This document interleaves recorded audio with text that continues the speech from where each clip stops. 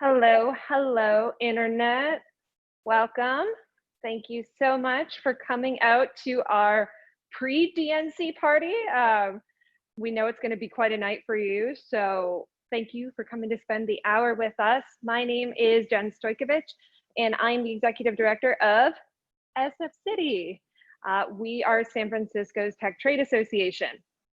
Big part of what we do is local. We are a local San Francisco-based association, and we are constantly talking to people all the time about the importance of local elections, about the importance of local engagement, and just how much can be done at a city level. Up until recently, I don't think local was as hot as a conversation as it really has become in the last few months, and really what can be accomplished. And so we're really excited to have a conversation tonight to talk about all things local, why it matters, and we've got some pretty esteemed speakers that we've been able to borrow for just a short period of time before all of tonight's festivities. With that being said, I have to do a little bit of housekeeping before we bring up our first guest. So tonight's format is going to be divided into two fireside chats. So we're going to have two fireside chats with our speakers, Eitan Hersh, who's joining us from Tufts University, and A'shanti Gholar, who is the president of Emerge America. So we will be bringing up one guest, and then we will bring up our second guest, and then we'll bring them both up, and we'll have a little bit of time at the end for Q&A from you. I see we have a bit of Q&A where people were starting to pop in. So if you have any questions throughout tonight's conversation, stick them in there. We also have a Facebook live stream. I know many of you like to join from Facebook, which is a-okay. We are on the stream as well. So if you're in the Facebook world, hello, hello. If you're joining us on Zoom, hello, hello. We will be looking for your questions tonight. So feel free to add them in at any time tonight, and we will be getting to as many as possible at the end of tonight's conversations. What else do we got? Okay, this webinar is being recorded. So what that means is if you are a total political wonk, or maybe you are contemplating your run, we are going to send this out afterwards so you can rewatch it and take down all kinds of notes and just, have at it. So don't worry, it's recorded and it will be reshared afterwards. Okay, lastly, my marketing manager wants me to tell you, please share your thoughts tonight on today's discussion. So you can use the hashtag local matters, and you'll see that popped up just below there. So we would love to hear what your thoughts are on tonight's conversation. So just tag at sf.citi right here and use hashtag local matters. Okay, that's probably enough from me. And so I am going to bring up our first guest, Eitan Hersh, Associate Professor of Political Science at Tufts University. Welcome to the stage. Thanks for having me. How's it going? It's going great. Yeah. So we are really excited to have you here today. We were talking a little bit before we went live.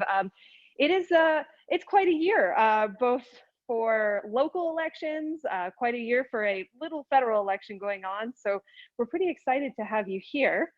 I think the best question to start off with is, why do people not vote? Good question. So, we have in national elections, like presidential elections, like 40% of people won't vote. And in a congressional election, maybe 50% of them won't vote. And in a lot of local elections, it's more like 80 or 90%. And some people don't vote in those local elections because they're kind of disengaged. No one's asking them to vote. No one's telling them what's going on. Maybe they're not that interested in politics. But I think the most interesting population are people who are very interested in politics. They spend 2 hours a day obsessed with the news. They know politics is important. And they'll vote for a presidential election. They'll maybe watch hours of the Democratic or Republican national conventions. But if you ask them, who are you voting for in a local election? What's going on in your community? They blush and they say, I don't know the first thing about it. I don't know what the issues are. And not only do I not know, I kind of don't care because it's parochial and it's kind of beneath me. And actually, if you look at the patterns of behavior, the people who are most educated in this country, they get local news the least, right? The more educated you are, the more likely you are to get your news from New York Times and Wall Street Journal. You don't watch TV news, local broadcasts. You don't read your local paper. You're actually getting a lot less information about local communities than if you are less educated. When people are less educated, tend to read the local newspaper and watch local TV. Makes sense. So what's going on there? I mean, part of it is, I think, comes from an inability to channel your big political values into concrete issues. Like, you know, if you ask Democrats right now, the biggest issues they care about, they'll say the environment, they'll say racial equality. And they don't want to deal with those issues locally, not because there's nothing to deal with locally. In fact, locally is how a lot of issues related to racial equality and the environment, for example, are going to get fixed. But maybe there's some cognitive dissonance. You know, I pointed out this in Massachusetts. Recently, there was a presidential primary, and Bernie Sanders did very well in the Massachusetts presidential primary.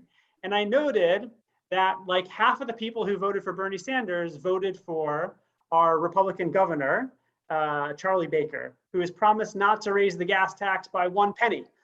And Okay.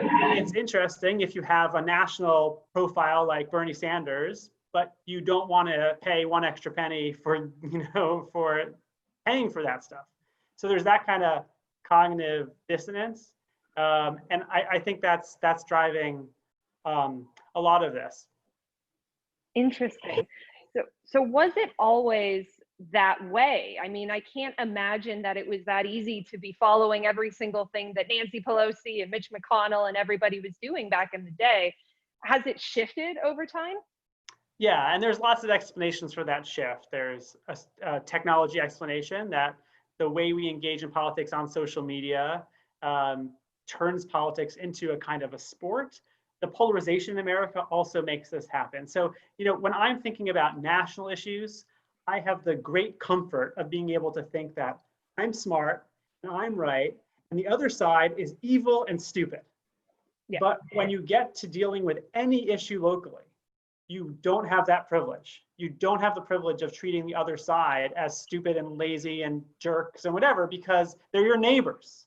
And these issues, when they come up locally, for example, about the environment, or for example, about equality of educational opportunities, policing, these are pitting people who have similar national profiles, maybe they're all Democrats, against one another. And the other side, if you want to move anyone forward, you can't treat like an enemy. So, you know, I think about political hobbyism is what I call this kind of low stakes politics, where you're doing politics for yourself, for catharsis, for your emotional needs, for intellectual needs, but you're not trying to move anyone. When you're trying to move anyone, you can't engage in it like the other side is a bunch of stupid jerks. So what you're saying is that people are more likely to post a selfie that they're voting than necessarily actually vote down the ballot? Yeah, I mean, we had examples in 2016 of people walking around with Urban Outfitters shirts that said vote, vote, vote, everyone's doing it, and not voting, right? And we have you know, in places like where you live in California or where I live in Massachusetts, you know, because of the Electoral College, our votes don't mean that much in presidential elections. But everyone's going to vote. I mean, everyone who's kind of engaged in politics is going to vote. But when it comes to the local and state elections, even ones that are very competitive, even one that put the issues that people care about squarely on the table, all of a sudden the interest evaporates. And in part, that's because we're not seeking the right news, because there's no bad guy on the other side. Like, it's just people who live near us who we have to, and it's tiresome. But real politics, you know, when I think about power relationships, that's what politics is about, right? And if I'm in a power relationship, like I'm in a power relationship with my children, I need to convince them to do stuff. I need to have them take a bath.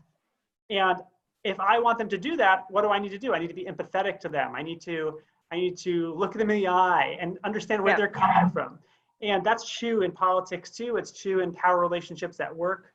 But the politics that most people engage in, what I call political hobbyism, we don't need anything from other people. We're not trying to move them. And so we instead act like we're just performing, like sports fans.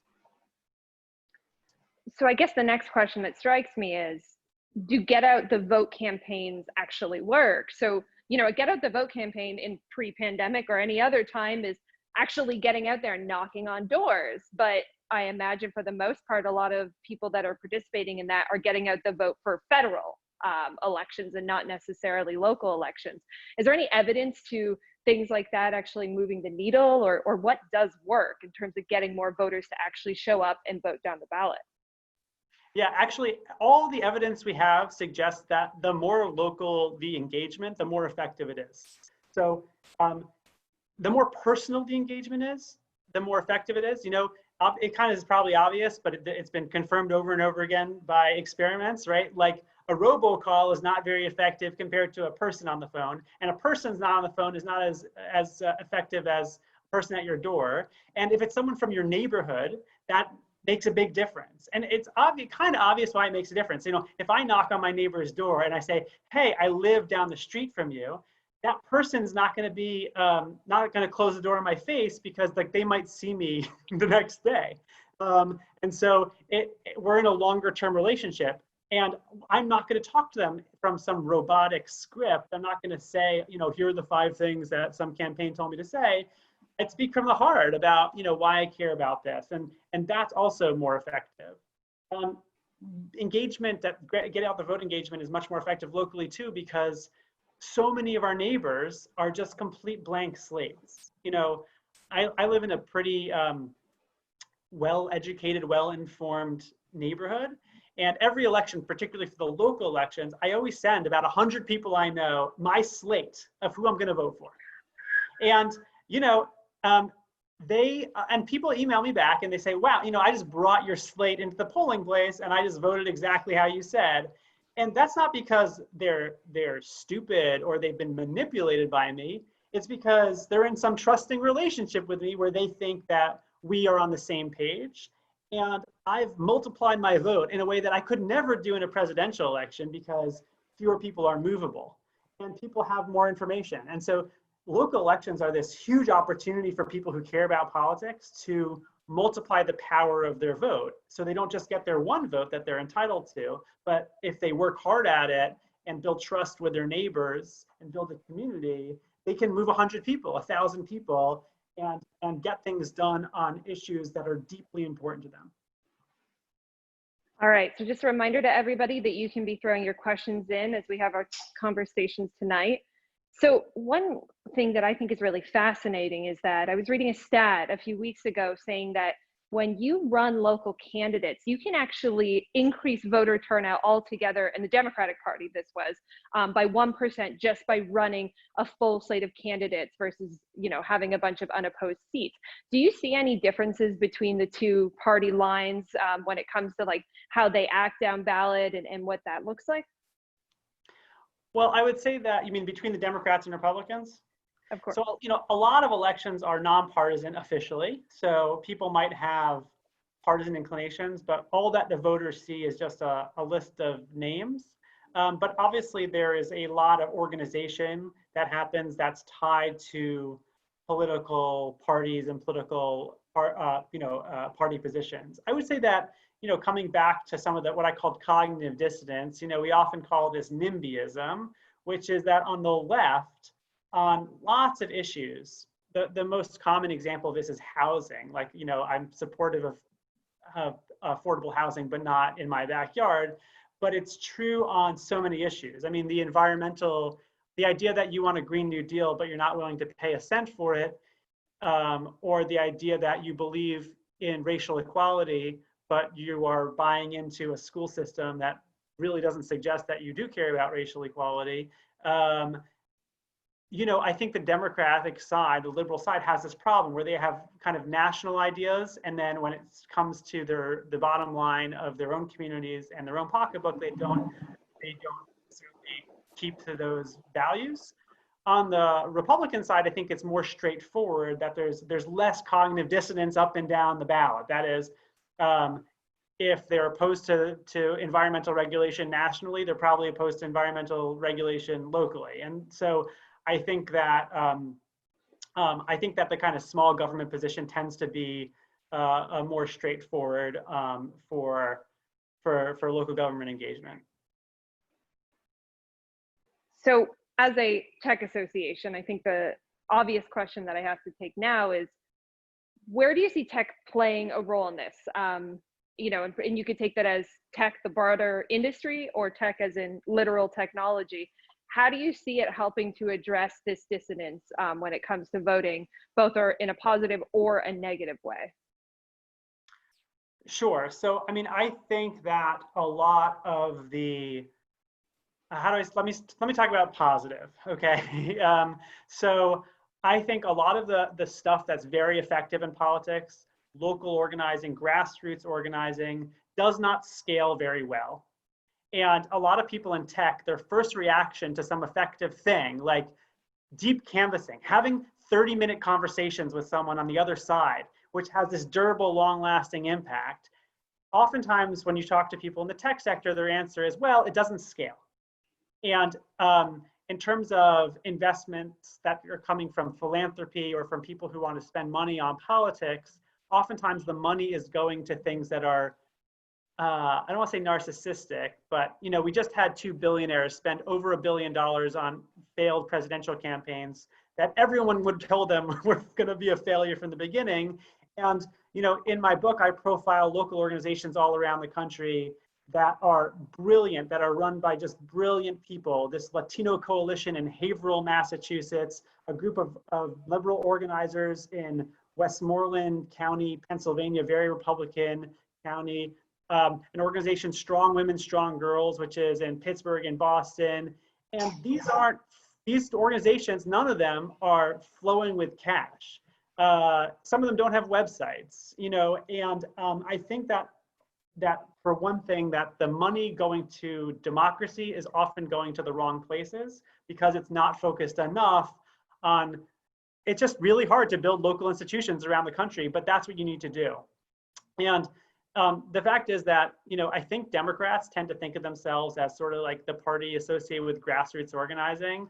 They're not, right? I mean, if you look at the most successful model of grassroots organizing around the country, if you think about gun clubs that offer free safety classes to kids and rope people into Second Amendment activism, if you think about churches that are providing all sorts of social benefits to members and then getting folks into conservative religious organizing, that's grassroots, that's local institutions all around the country. If you think even about a very successful organization on the right called ALEC, which helps state legislators around the country create bills, because state legislators don't have a lot of expertise in many places. And so ALEC goes and helps conservative state legislators make bills. You know, ALEC is not that expensive of an organization to make. It's like costs $150 million a year, which in the grand scheme of things is not huge, but there's no competitor on the Democratic side. It's not because there's no money. It's because because the researchers that study this find that basically the investors on the left find state politics, state legislators to be beneath them, basically. Parochial, it's boring, nothing matters at the state. You know, meanwhile, ALEC's passing these bills across the country like Stand Your Ground, which is enabling conservative values to disseminate throughout the country. And so I think there's in terms of tech funding, I think that's a big problem. If money is going, it's not just tech. People who have money are generally putting in the wrong places, and they're not putting in enough in local organizing. In terms of the technology themselves, I mean, we know that the way that social media algorithms promote, you know, voters being provocative, politicians being provocative, we're creating an ecosystem that's not good for power building, right? When we're on social media, we are learning the wrong information. We're learning all about like the Mueller report and the Daily Scandal, and we're not learning about our communities. And we're also practicing the wrong skills, where we're not trying to really move people in a local community, we're trying to make a point. We're trying to get something off our chest. We have politicians using social media, for example, for soliciting low-dollar donations. And they know, because the testing, the A/B testing that they do tells them that the way to get the most money is to be really obnoxious and provocative. You know, the person who got the most money in low-dollar donations last cycle was not Bernie Sanders. It was Donald Trump, who raised more low-dollar donations than Trump and Clinton combined. One of the biggest moments of the presidential primary for the Democrats in 2020 was when Kamala Harris basically went after Joe Biden on a debate stage and about his position on busing. And by the end of that encounter, it wasn't even clear that they had different positions on busing, but it became a heated moment where there was a fight. And that fight generated a ton of donations to Kamala Harris's campaign. And politicians all across the country see that. And whenever they are in a debate or whenever they're in the congressional hearing, they're trying to make viral videos of themselves. And it's not very, I think it's doubtful that that's a good thing for democracy. All right, I'm going to do one last question, and then we will be switching to our next speaker. Don't worry, we will bring Eitan back up because I see the queue is piling up of Q&A. I'm very fascinated. I feel like we could talk about this for hours. Are we going in the right direction? It's, you know, last few months, things have really been heating up at a local level. A lot of, you know, organizing has been happening, especially around racial justice and police reform and things like that. Do you think we're starting to see the shift back? Back to what? To a more local, engaged society. I think we're seeing the potential for it. You know, a lot of people, for example, in the last few months have been to a Black Lives Matter rally. More people than were ever before. And almost surely, if they went to such a rally, someone came up and said, "Thank you for coming to this rally, but what we really need you to do is show up to a city council meeting because we have these 5 concrete things we need to do. We need to have it be that when someone complains about the police, another police officer is not the person to oversee a dispute. That's an independent person. We need to talk about cameras. We need to talk about how our police force in this local community interacts with police forces in other communities and with national security forces." And so the person speaking will often say, "Don't just come here. This is step 1. And I worry a lot because this is the pattern of the past, is that is the last step for almost everybody. And the next thing where you're being asked to actually do something is hard and time consuming. And I think nationally you see the same thing. You know, in national politics, people who remember 2008 will remember a time where the country was in bad shape. A lot of people got on buses to knock on doors and donated money, and they shared inspiring videos. And then the second that the Democrats had control of the Congress and filibuster-proof control of the Senate and control of the presidency, all of those people sat home and they couldn't be bothered. And turnout the next year in 2010 declined rapidly. Democrats couldn't show up to a healthcare town hall meeting that was dominated by a Tea Party. If you want me to, like, if you're going to say, like, what's going to happen if Democrats win big in 2020, my best guess is still what happened in 2010, which is people are going to sit home. So I think we do need, whatever party you're on, you know, politics needs to be more about a big national fight and victory. It's all that next steps, whether it's what happens in the city council about policing or what happens in Congress and in the voting booths in a midterm sleepier election. That's where real power is actually comes to mean something. All right. I think that is the perfect pivot towards our next speaker who we're going to bring up. Eitan, thank you for the chat. You're going to stick around. Don't worry. He will be coming back to talk more things. But right now, let's bring up A'shanti Gholar, who is the president of Emerge. And she is the one that is out there building exactly what Eitan is talking about at the grassroots level, local, state, and national. Welcome, A'shanti. How's it going? Hi, thank you so much for having me. You must be so busy this week. I know it's DNC week, so we really appreciate you having the time to join us. it's an interesting time. Do you have a couple moments to maybe share a little bit about Emerge and how Emerge was created, why Emerge was created?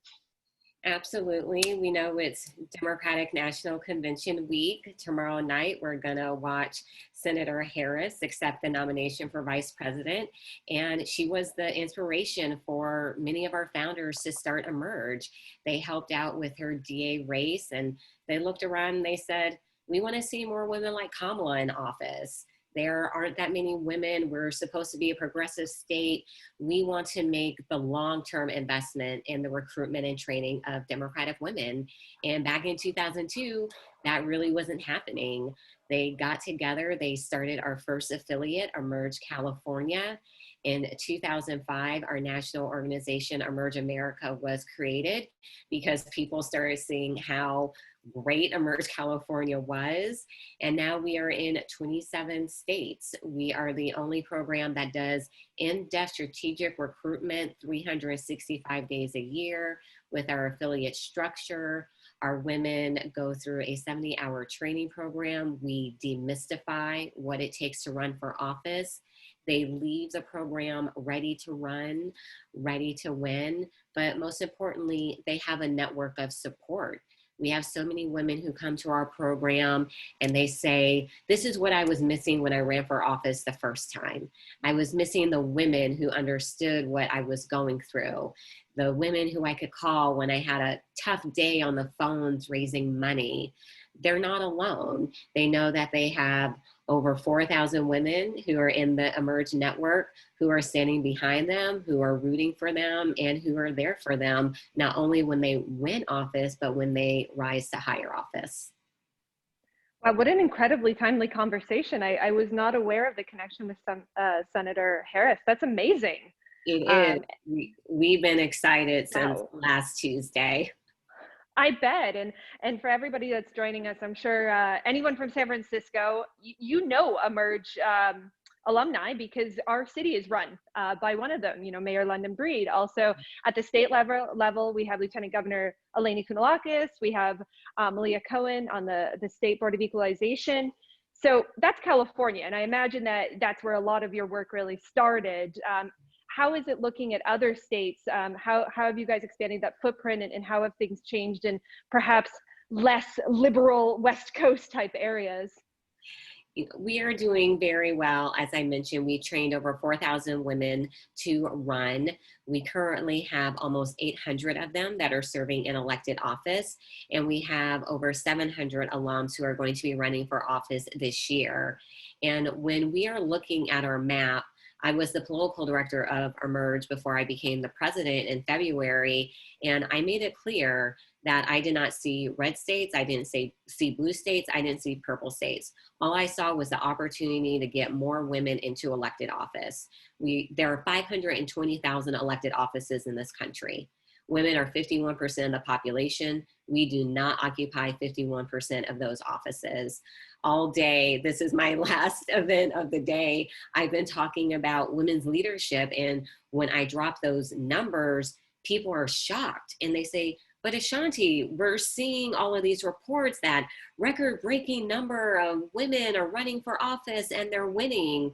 Yes, but there's still more men running for office than women.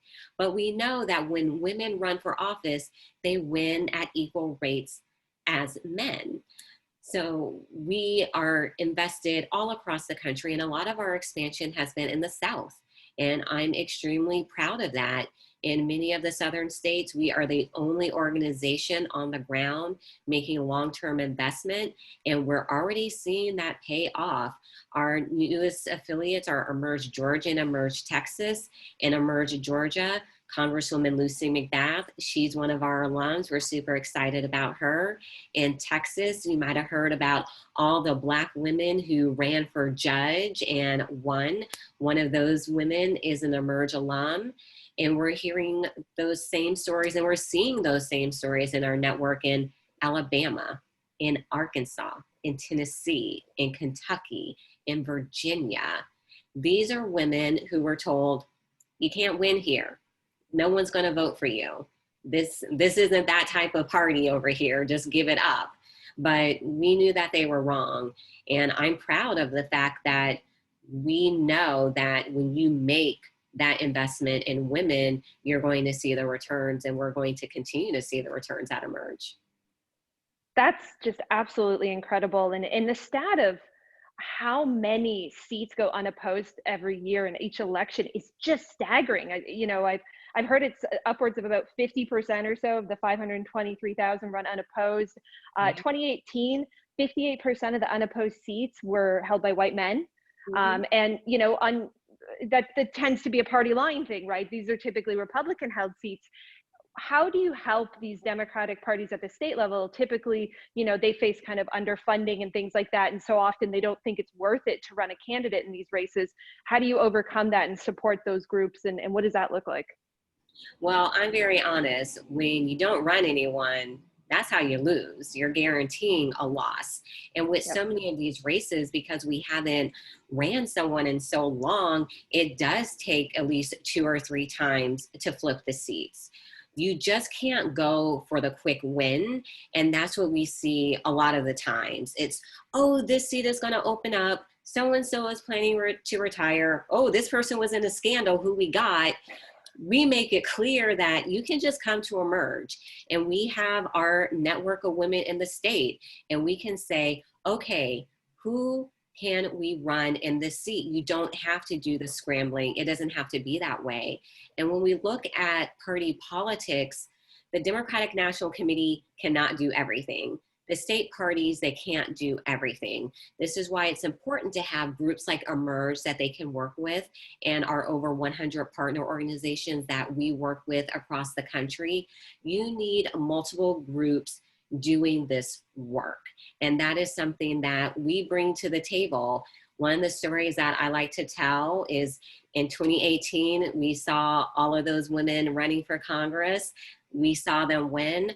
I was able to go sit down with the Democratic Congressional Committee's political department and say, all right, here's all of the women that we have who are going to be running for Congress, like what you got.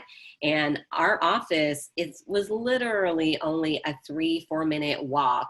And I hadn't even been back to the office yet when I got a text from one of our EDs who said, the D-Trip just called me. They're excited about our candidates. That's how we need to work together. That is how we make change. That is how we win. So we talked a little bit about some judge seats. We talked a little bit about some of the seats that have been held at the state. How does Emerge's split kind of look from a federal to a state to a local level? What does that dynamic look like? I am proud to say that we have Emerge alums elected at all levels of office because we focus at all levels of office. Right now, we know we're very much consumed with the presidency, but with the other event I just spoke at, I made it clear we need to make sure we're focusing on the state and local offices too. If we don't win the White House, gotta plan for everything. We're going to need to make sure that we have those people who are fighting back. At Emerge, we're talking right now about how leaders matter. We knew when this pandemic hit, we weren't going to get the leadership we needed and deserve from the highest office in this land. And we immediately saw our Emerge alums leading in ways that other people weren't. And people are very grateful that this is who they have in office, but that is what happens when you vote. We saw Mayor London Breed, she was on it. She was saying, this is what we're going to do. We're social distancing, we're sheltering in place. And on the same day that she did her tweet stating that, you had Mayor Bill de Blasio tweeting, this ain't no big deal. Y'all go about your business. It'll be good. Who was doing well? Who wasn't? When we were talking about sheltering in place, one of our Emerge alums, she's the DA in Suffolk County in Massachusetts, Rachel Rollins. She rang the bell. Hey, home isn't safe for everybody. This is not going to be good for victims of domestic violence. She said that we needed to make sure that we were not only keeping funding for those services, but we needed to expand those services as well. That happened because you had someone like her in that position, and then other people started following suit.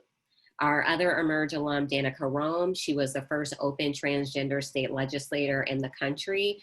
The USDA was still making families come with their kids to get a meal from school. And she stopped and said, aren't we supposed to be sheltering in place? Why you got entire families coming out to get a meal? This is ridiculous. She teamed up with her Emerge sister, Congresswoman Abigail Spanberger in Virginia, to fight that USDA rule so that entire families didn't have to go and get food. These are just some of the stories that we're seeing.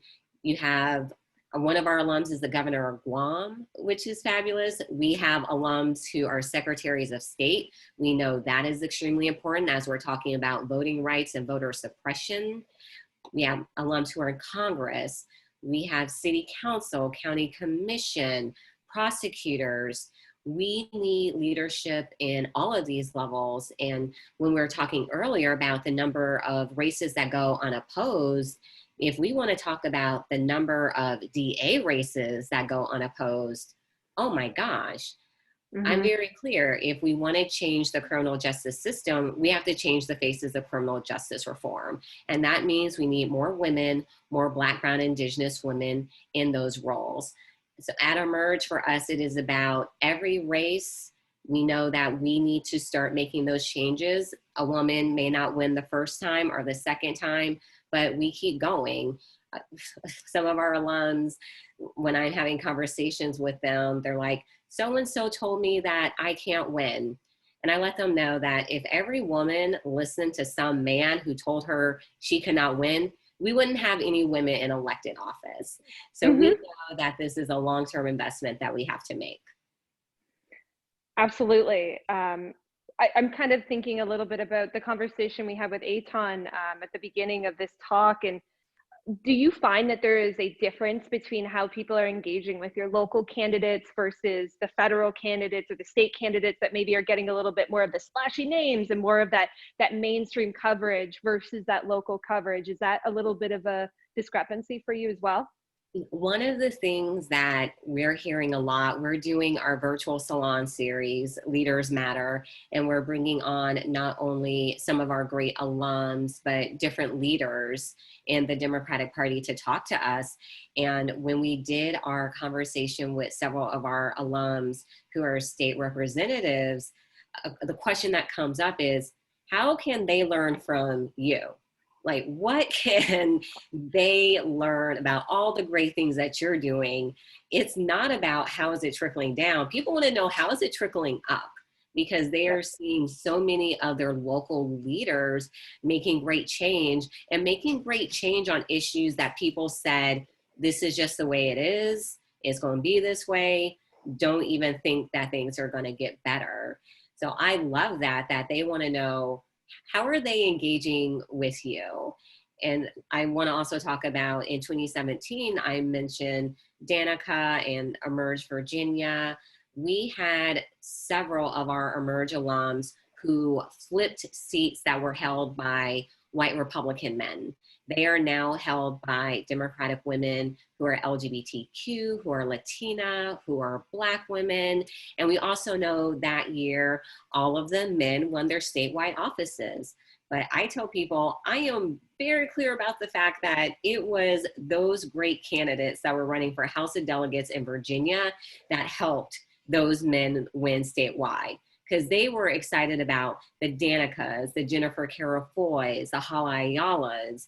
So the bottom of the ticket, the local races, I think that's what's really going to help boost up the presidency this year. People are so excited to vote for these amazing women who are going to be running for office. So that's that local connection we were talking about earlier, and just how much of a difference that can make, that kind of deep canvassing. Oh, absolutely. And We're in the time of COVID. When it hit in March, we immediately pivoted. We pride ourselves on being an in-person training program, but we knew that women's leadership was going to be needed now more than ever. And we moved everything online with our signature program, but we also created our Campaigning Through Crisis webinar series, where we talked about, okay, you can't door knock. How are you going to reach voters? All right, fundraising's a little bit different now. Let's talk about how you're using Zoom to fundraise. How are you messaging during this time? It shouldn't just be about, I'm running, vote for me. People also want to know, how are you going to deal with this pandemic? What would you do if a different pandemic hit? People are really paying attention during this time because of the failures of so many elected leaders in dealing with the COVID pandemic. That makes sense. I feel like this year is going to be like the year of the mayor, you know, just Yes. so many female mayors just leading us through this thing. They're amazing. Tomorrow I get to speak at the DNC Black Caucus meeting, and I'm actually talking about Black women mayors. And Yeah. London's going to be one of those women that we get to highlight. And their leadership has just been so profound. But I'm glad that they're getting the attention that they deserve for their leadership, because normally something like this would be overlooked. I mean, immediately we saw who was getting all of the attention. It was de Blasio, and then at the statewide level, it was Cuomo. And I was like, but London and Keisha and Lori and all of these great women.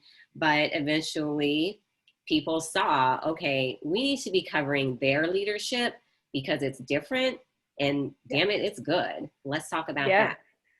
Yeah, absolutely. I mean, being a chief executive, you know, I always say, like, being a mayor and being a president, I feel like, and a governor, I guess, to some extent as well, those are very, very similar roles, what it takes to have that kind of ownership.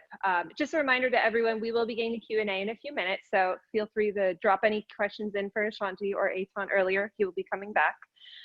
So I would love to know, in terms of, you know, you guys started quite a while ago on a different, I would say, a different spectrum of technology and where we were at. How has technology helped emerge in your candidates? You know, have you seen social media as really an asset or an obstacle? Oh, you know, it really is both. It is an asset, especially during this time with getting out your message. A lot of people who wouldn't be able to go to the fundraiser at 5 p.m. or the organizing event on a weekend because they're working, they're able to do that now. So our candidates are able to touch a lot of people in their district that they weren't able to. But we also know social media is an obstacle for women as well because of the abuse, the racism, the sexism, the misogyny. I even saw today, I'm not even going to repeat what the shirt said, you know, making a negative reference to Senator Harris. I'm like, wow, already? That is unfortunately something women have to deal with. But what I really love is how they're able to turn it around and use it to their benefit. You know, a lot of people will want to come in and troll their events and just be like, well, why are you standing for this? And they're like, oh, let me talk about that. Let me set the record straight. Lori Lightfoot, the mayor of Chicago, people started making these memes about her, and she flipped it around and she started owning the memes and the name Auntie Lori. Like, one of my favorite memes, and I saw it the first time, I thought someone else did it, but it was her.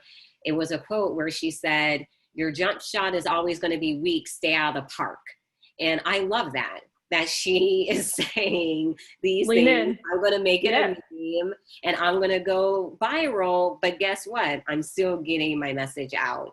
So it is an obstacle, but there's ways to turn it around, so it's not always a negative. All right. So tell me, A'shanti, what is the biggest opportunity politically this year or in coming elections that excites you? You know, one of the things that I keep hearing all the time is people saying all of these women running is a wave. And I disagree with that. Emerge, we've been doing this since 2002. What you're seeing is a movement. You're seeing women owning their political power, using their political power, when they have political power, uplifting other women with them. This is what I'm excited about. With Senator Harris being on the ticket, win or lose, we know that more women are going to be galvanized to run, just like we saw post 2016 with Secretary Clinton. And I like to say that in 2016, post Secretary Clinton, I call it the Hillary effect. All of the women who wanted to run for office. And what we started seeing in 2019 and 2020 is those women who were inspired by Secretary Clinton have now inspired a lot of the women who we are seeing run for office, because they're like, oh my gosh, she looks like me and she's a mom with 3 kids driving a minivan. I can totally run for office. And that is what I'm excited about, is when each of these women run every cycle, they're inspiring a new group of women to run, and it's just going to continue. And that is how we are going to reach parity and get more women running. I mean, that's what they say, right? Representation matters. And you don't even realize how much representation matters until you see it and you feel it, you know, in yourself. Like, wow, I'm truly feeling like that could be me in that position. It is so true. And I like to talk about this, especially for younger women, you know, post 2016, when Secretary Clinton lost. I asked my niece, I said, baby girl, would you ever want to be president one day? And she said, no, TT Shawnee, it's too hard. They make it too hard for girls. They're really mean. And that broke my heart. And then a year later, I got a text message from my brother, and it was some of her homework. And the question was, what do you want to be when you grow up? And it said president. So I called him and I said, wait, what happened? This is a totally different conversation than a year ago. And he said, I show her all of your social media, your photos, the work that you're doing at Emerge, particularly with Black women. So she's seeing all of these women doing great things. So she knows that she can do great things.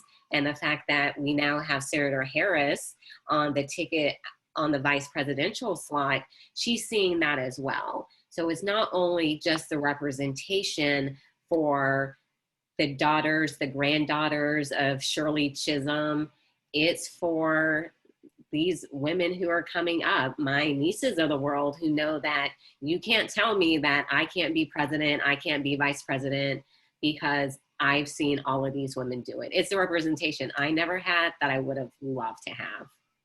Yep, absolutely. All right, A'shanti. Well, we have a lot of questions that have come through for the two of y'all. So Eitan, why don't we bring you back up on stage now? We got a lot of questions piling in, some really good ones for the two of y'all. We got you back. We're very lucky tonight to have someone that's you know, an expert academically and a practitioner in the field, really working on this. These are some of the best people when it comes to talking about, you know, getting out the vote in local elections and what it means.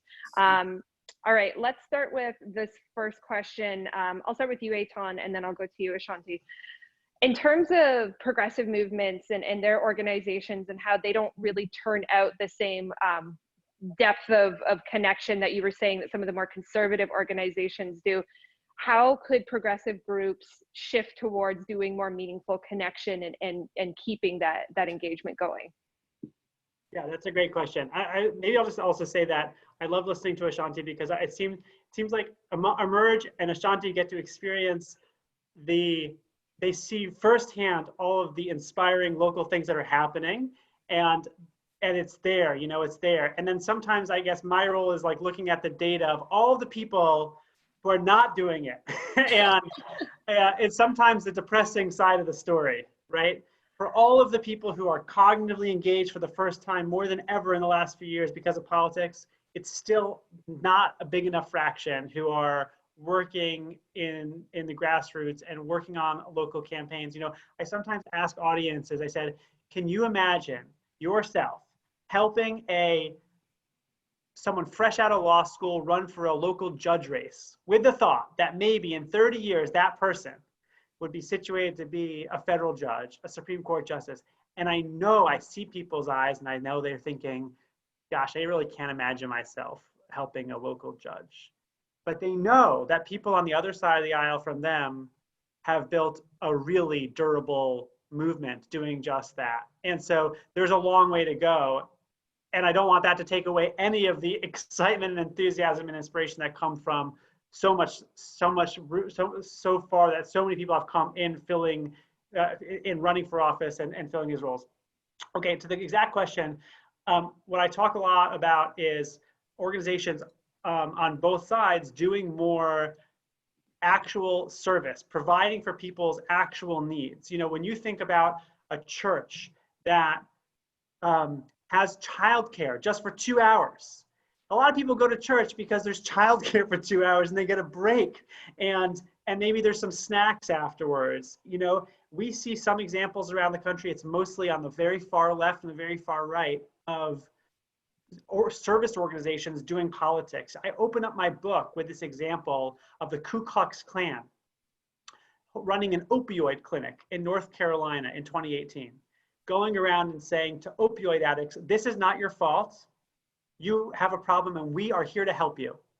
And I want people to read that and say, oh crap, is that what they're doing? Is that how they're getting supporters, by offering a helping hand? And we see it in churches. We see it, you know, there were DSA, Democratic Socialist chapters in the last few cycles providing free childcare clinics on school days off from school, free auto repair clinics, being in a community and really having a role to play. And meeting people where they are by offering really concrete things to help them. I think that, you know, you see it in the gun clubs with the free classes. You see it everywhere where politics is successful at the grassroots. It's not just about selling a big policy idea. It's about offering kindness and also offering sometimes an actual material help to people. All right. And talking about that child care piece, we know it's a barrier for women when they want to run for office. I just want to hit 2 points with that. I'm proud of all of our Emerge alums who have changed federal law and state law so that you can use campaign funds for childcare. That's a way where we start to make it easier for more women to want to run for office. But we also have to realize reality now with COVID, and that so many women now have to work from home and also homeschool. And it is going to disproportionately impact women and women who want to run for office. So there's so many ways that the COVID pandemic is changing our society. And I think that's one that we need to talk about more. How is it going to impact women's representation when women put off running for office because they have to tend to their home duties? This is not something that men have to think about. So all of these barriers, it is important. And another one too is a lot of people can't serve in elected office because a lot of the positions are full-time and don't pay. One of the jokes that we have is for some positions to serve in them, you have to be rich, a realtor, or retired, because you have to have either the money to just do it, you have to have a flexible schedule as a realtor, or you just need to be retired. So you got all the time in the world. So it's looking at so many pieces, from the fundraising to the childcare to how much these offices pay, has a big impact on who we see run for office. That makes perfect sense. So it really seems like, you know, that wraparound support system seems to work for both voters and getting people elected, really. Yeah. Yeah. Okay. So here's an interesting question. I'll start with you, A'shanti, and then go to you, Eitan. How could platforms like Twitter or Facebook potentially move towards boosting local politics more? Do you see there being a role where the social media entities make an actual concerted effort to perhaps move away from a lot of those clickbaity big national headlines that we've been talking about? Absolutely. You know, I obviously have a social media feed that is cultivated for national stuff and local stuff. And I do see it happen a lot. I think even just how we're engaging now is important with how we're having those local conversations on social media. But I think it's twofold.